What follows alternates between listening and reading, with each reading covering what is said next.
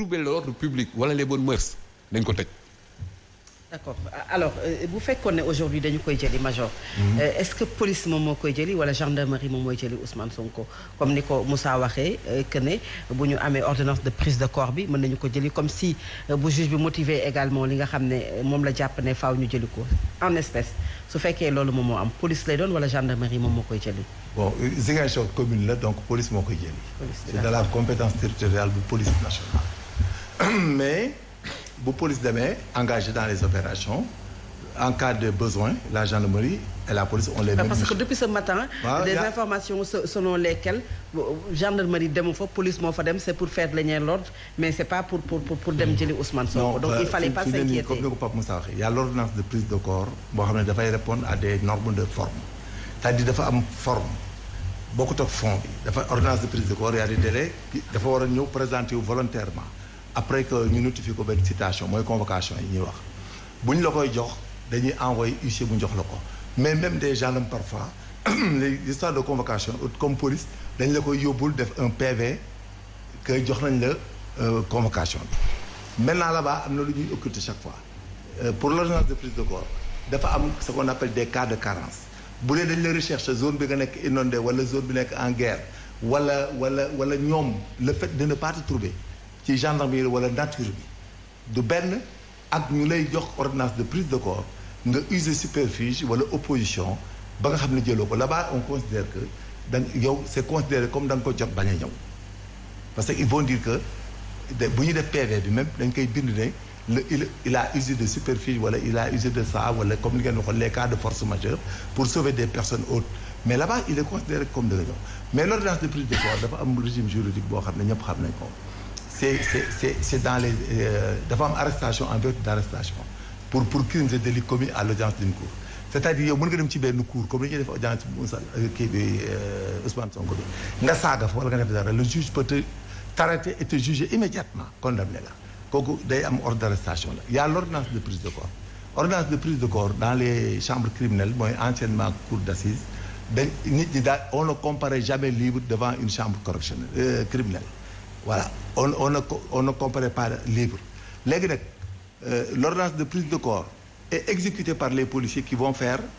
un PV d'arrestation en vertu de l'ordonnance de prise de corps donc cela veut dire que Ousmane Sonko il est en état d'arrestation en quelque sorte si vous voulez parce que dès lors qu'on a délivré l'ordonnance de prise de corps c'est comme les mandats d'arrêt les mandats de dépôt déjà notifiés ay contraintes par corps yooyu yëpp ci la bokk ay ordonnance de prise de corps donc là-bas c'est dans les recherches spéciales policiers yi dañuy déplacé wu parce que dañuy am sa identité am sa carte d'identité am sa tout dañ lay rechercher arrêté la donc moom présentement nii si les délais de forme sont épuisés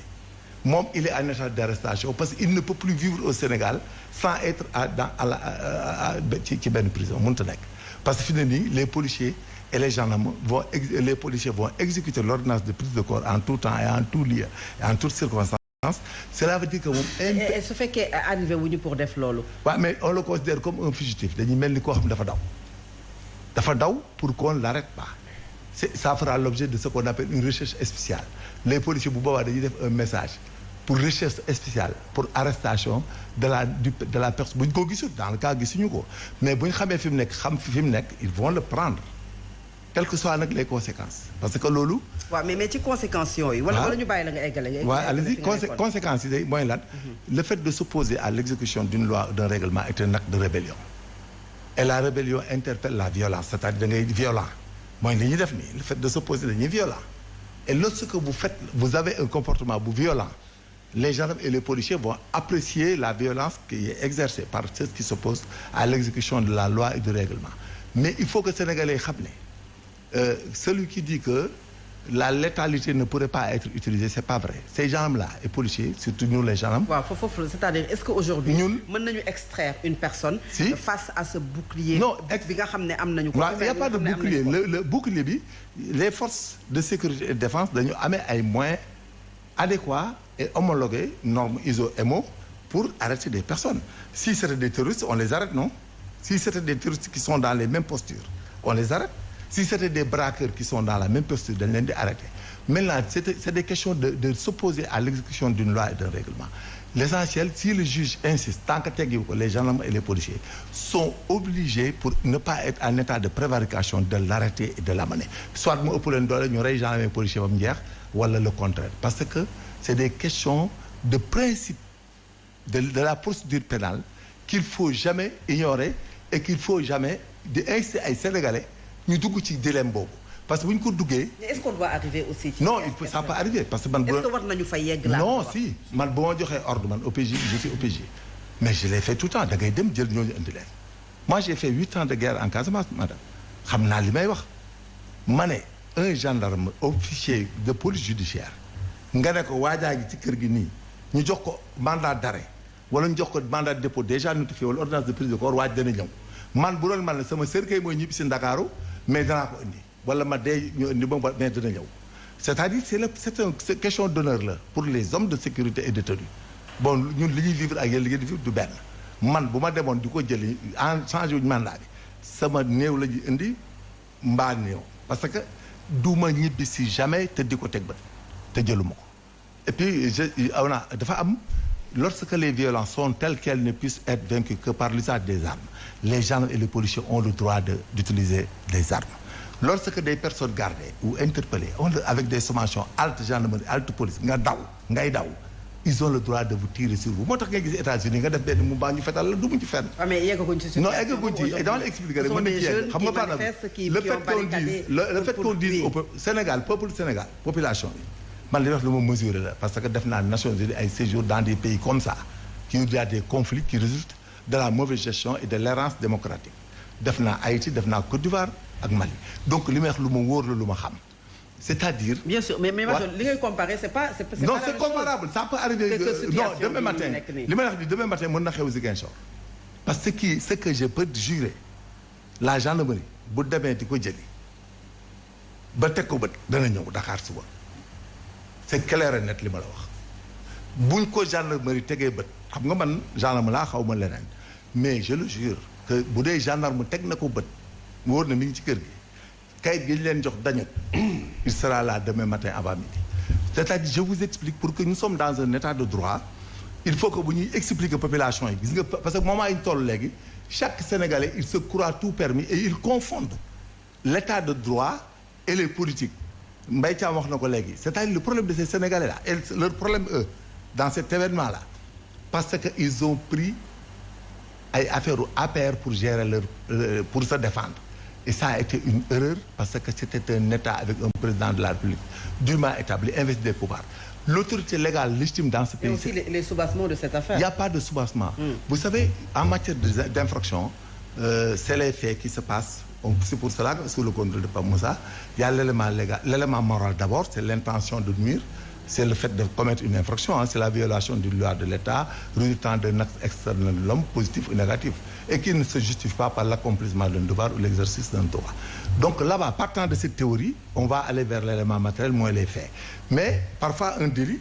un crime mën na nekk délit boo xam ne day positif ou négatif parce que mën nga comme la théorie de la tentative maintenant aussi il y a le principe de la légalité dès le début ni lem criminel ni lem poignard si ne léegi nag bu ñu la incriminer yow Sénégal infraction gendarme bu defee infraction wala policier bi wala ñu nekk citation directe wala plainte devant un juge d'instruction avec caution de partie civile yow da ngay dem défendre parce que l'enquête toutes les enquêtes se font à charge comme à décharge mais même bu doon fii bi da ko complot xam nga ba tey Sénégalais ne maîtrise pas cette situation là même si la fille l'avait fait de l'attirance comme le disait le philosophe là si on aime quelqu'un par sa beauté c'est de l'attirance son argent c'est un profit ainsi de suite quoi même si c'était un complot il doit répondre xam nga le problème maintenant dafa nekk niveau boo xam ne ku waxul dëgg rek wax fenn c'est-à-dire mënuñu def instruction nga bañ ñu def dem audience chambre criminelle nga ne doo ñëw tu n'es plus libre dans ce pays parce que présentement il est en état d'arrestation parce que si les termes et les délais sont finis l'ordonnance de prise de corps prend effet et à partir du moment que l'ordonnance de prise de corps est exécutée de fait ou de droit parce que le droit mooy mënuñu laa gis ñu lay chercher wala de fait ñu gis la jàpp la c'est fini il est en état d'arrestation dès lors donc il ne peut plus être libre dans ce pays jusqu'à preuve du contraire alors Abdoul Aziz souvent également ci dossier bi ak yeneen yu ci tegu dañu dégg bu ñu waxee yéen mooy ñi fare ci pouvoir cette phrase li nga xam ne moom mooy force restera à la loi force restera à la loi souvent moom la ñuy dégg mais bu ñu gisee tey situation bi un policier boo xam ne ñàkk na ci bakkanam Ziguinchor des manifestations depuis ce matin au champ bu Pikine ñu yàqate ko fa nga xam ne mooy université également manifestation entre autres localités est-ce que jafalu leen aujourd'hui li nga xam ne moo ñu indi ci situation bi ñu nekk tey. waaw maa ngi lay nuyu Fatou moi je commencerai d'abord maa ngi masu famille policier boobu nga xam ni ñàkk na bakkanam par accident di ko ñaanal yàlla xare ko àjjana te am nañu ci moom yaakaar parce que c'est un martyr. Bon cette question bi yomb na répondre moi je crois que Major l'a dit tout à l'heure nous sommes dans un état de droit et un état de droit c'est le principe de la légalité qui s'applique mooy yow muy man dañu war a tënku ci yoon état bi créé droit bi tënku ci yoon et c'est un procès ba nga xam ni c'est un procès bu dox si ku nu tuumaal ak ku indi tuuma yi donc pour man quel que soit Alpha Major l'a dit l'horizon du procès est indépassable bu nu instruire un dossier et il faut quand même que nous relever que ni Ousmane Sonko a participé à toutes les étapes de la procédure dem na juge d'instruction déglu ko def na confrontation juge bi rendre na une ordonnance de renvoi mu attaqué que à la chambre d'accusation donc tey procès moo des moom ci boppam bu mu amee contrôle judiciaire dafa ne woon yàkkamte na juge bi woo ko yàkkamte na nu dem procès maintenant la situation bu am tey c'est 2 et 3 jours depuis 4 jours c'est qu'il y a un appel à manifester à Ziguinchor c'est vrai que ce sont des jeunes qui sont allés dem buntu kër Ousmane Sonko. Mais qui a appelé à manifester? Non, Ousmane Sonko. C'est Ousmane Sonko qui dit dafa nekk désuffisance face à la justice. Et loolu aussi. mais est-ce que. Et loolu aussi c'est de la manipulation Fatou may ma tëbee loolu aussi c'est de la manipulation. doone da ngay def désobéissance mbay ma may ñaa nu daan la nga dem saisir Cour suprême loolu également il faut relever que c'est de la manipulation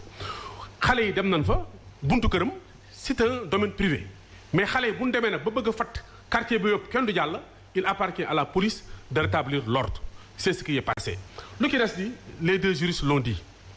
maintenant la question qu'on se pose est-ce que ordonnance de prise de corps am na parce que yéen xam ngeen li may wax vous êtes des juristes pour man il doit y avoir la convocation du juge pour mu ñëw à une audience d'identification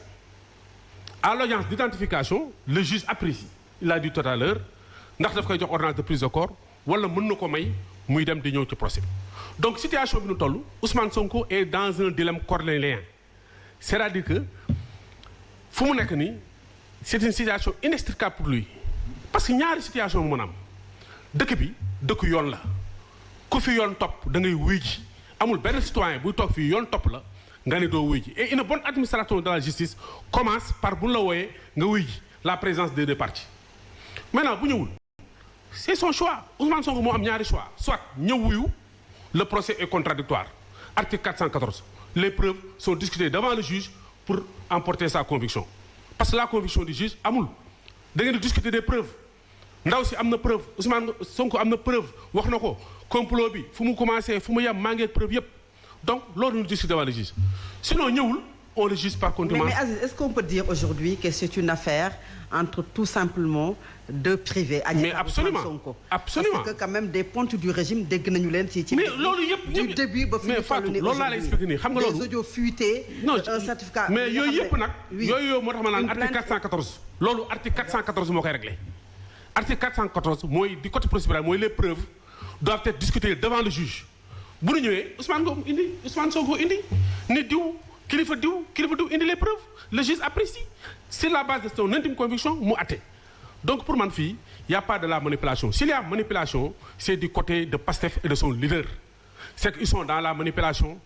ils sont dans le discours populiste mais aujourd'hui l'autre visage qui vient de sortir c'est la lâcheté man je pense que il y a une non je dis c'est que non nous sommes des intellectuels il faut dire les mots tel quel quoi man xoolal non je l'insulte pas dama ni am na forme de lâcheté mooy mënoo def tuuxu dund bu mel nii nu giñ la ko. il a dit l'infraction déjà yow vous êtes en train de non je ne juge pas quand vous dites que non dama ni giñ nañ la jusqu'à présent non dama ni giñ nañ ko am na wala amul kooku tribunal moo koy àtte mais quand même jarul woo xale yi jarul woo kenn mu ñëw parce que bu muy affaire bi di am woowu woon kenn ñoom noo xam ak yàlla xam def na Adji Sarr deful Adji Sarr man xaw ma yow xamoo yàlla moo xam mais aussi comme nous sommes des hommes tribunal moo koy àtte nanu ñëw teg dossier bi article 414 mu indi preuve am Adji Sarr indi preuve am nu àtte affaire bi léegi lu ci am waxi kesew rek la il a défini les 3 éléments de l'infraction c'est l'élément moral c'est l'élément légal c'est l'élément matériel yooyu c'est la base de ça nu ñëw indi débat donc politique amu ci mais nag yii am ci dëkk bi taal Auchan taal fii mais c'est normal loolu Fatou xam nga yéen j'ai l'impression que dafa mel ne Sénégal dafa commencer ak le parti Pastef fii on a vécu des situations beaucoup plus dramatiques mais man mii doxe yow j'ai fait 2 ans de prison instruction 2 ans j'ai pas la chance que Ousmane Sonko a eu nu jox ko contrôle judiciaire. ngeen jàppee woon ko procès politique yéen aussi. non mais quel que soit que c'est un procès politique mais dem na tribunal c'était pour éliminer l'adversaire 2 ans de détention Karim Wade. nous envoyé ma devant le tribunal. oui le procureur requérir 10 ans le jugement libéré parce qu'il y a pas de charge donc pour man quand tu aspires à diriger le pays tu dois donner le bon exemple parce que fii juge du nu tëj ku deful dara. c'est la base d'un dossier. Donc bi ñu leen tëjee ça veut dire qu'il y avait quelque chose. Non mais c'est-à-dire que je dirige une société non dafa naka rek je dirige une société. ils ont dit que ils ont audité takkala na loolu mais mun ma dara parce que bu mu fa nekk loolu xam nga Serigne Cheikh dafa naan tuuma amul dem bërëb bu ñuy tuuma la wala nga àndal ku ñuy tuuma moo am mais le fait que ma nekk directeur Jaxaay moo tax ma am procédure si c'était pas nekkuma fa du ma am procédure mais politique la du politique on l'a dit partout mais le juge a arbitré. Le procureur a demandé 10 ans et vous savez que le procureur agit par procuration. mais le juge ne l'a pas suivi. Quand vous comparez aujourd'hui procès bi ñu nekk ak procès bi ngeen jotoon. Ban différence la am. Non quand vous le comparez. Ban différence am j'ai l'impression que vous avec Ousmane Sonko il faut réécrire le code de procédure pénale. Il faut réécrire le code pénal. Il faut réécrire les procédures. C'est-à-dire non si c'est ça. Aziz vous me laissez terminer. Allez-y. Alors je dis li ngay comparer ci procès Adji Sarr Ousmane Sonko ak sa procès bi nga xam ne jàll na yow en âme et conscience xamoon nga ne defuloo dara mais c'est parce que vous étiez sur les lieux wala boog vous dirigez li nga xam ne moom mooy kër googu nga jiite woon moo tax ñu takkal la. Aujourd'hui est-ce qu'il peut pas penser la même chose. waaw mais non day dem na tribunal atte ko xam man j'ai eu la foi. Et vous avez fait confiance en la justice. À la justice mais mënuma def dara que liñ la jugé yow. mënuma woo waa waalo ni leen ñëw leen. mënuma woo sama mbokk yi ni leen ñëw leen. damay dem wuyu gi la justice. c'est-à-dire que cette manipulation de cette jeunesse là doit cesser. C'est une affaire purement privée justice moo koy tranché sur la base de l'article 414. Ousmane Sonko s'il a des éléments à décharge Adji Sarr am des preuves nañ ko teg ci table bi. juge bi àtte sur la base de lan la tontuwuloo sama question. mooy parce que vous am nga confiance en justice malheureusement jàpp nga ne justice li mu jugé pourtant baaxul loolu nga jàpp. fan non dama ne ma non j'ai même pas été relaté j'ai été renvoyé des faits de la poursuite. c'est différent de relaxé non xam nga mooy lan. renvoi mooy waroon na ma woon sax jàpp procédure boobu waroon sax am loolu mooy renvoi des faits de la poursuite j'ai pas eu un relax mooy procédure bu ñu def contrement waroon sax am.